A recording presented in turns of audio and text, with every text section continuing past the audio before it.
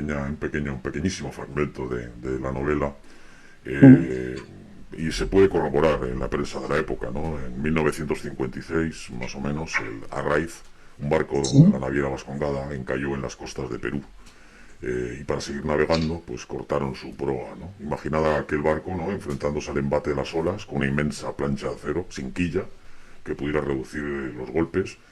Y bueno, pues en realidad son toneladas, ¿no? de agua que intentan desafiar a la nave, que en realidad es un cascarón, es un punto, ¿no? En aquel mar infinito, ¿no?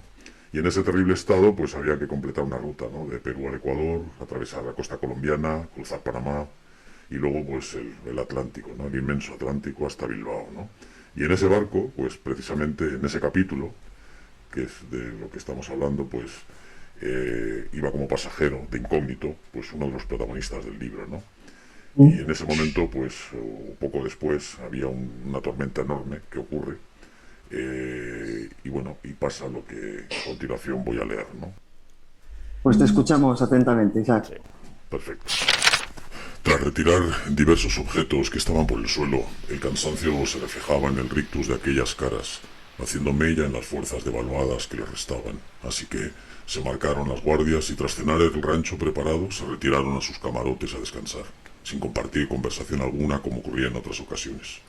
Juan Mari, aun estando cansado, no tenía ganas de acostarse y se asomó a la cubierta, donde el sol ya no se alcanzaba a adivinar, engullido por aquellas nubes borrascosas que cada vez estaban más alejadas para tranquilidad de todos.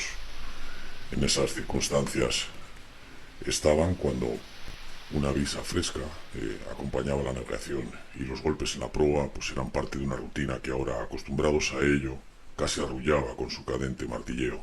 ¿No tienes sueño?, preguntó el maquinista Solaeche, que había salido a fumarse un cigarrillo. Estoy pensando en que igual que el barco, no sé si es mejor avanzar cuanto antes y llegar a Bilbao o demorarnos eternamente en este impasse de avance y retroceso para estar al margen de lo que allí esté pasando, que no imagino, pero que no debe ser nada agradable. Relájate, Juan Mari, cuando llegues te dirá tu padre lo que necesitas saber. Debes confiar en él y ahora procura descansar. Lo sé, tienes razón, pero no me lo puedo quitar de la cabeza. ¿Qué está ocurriendo? ¿Qué hizo para tener gente que nos siga o puede hacernos daño? Venganzas de la guerra aún, deudas contraídas en la cárcel. Me carcome por dentro no saberlo sola. Ánimo, vámonos todos a descansar. Solaech había apurado el cigarro que tenía entre manos y tras dar una palmada a Juan Mari, entraron ambos en la zona de camarotes y se dirigieron a sus respectivas cabinas.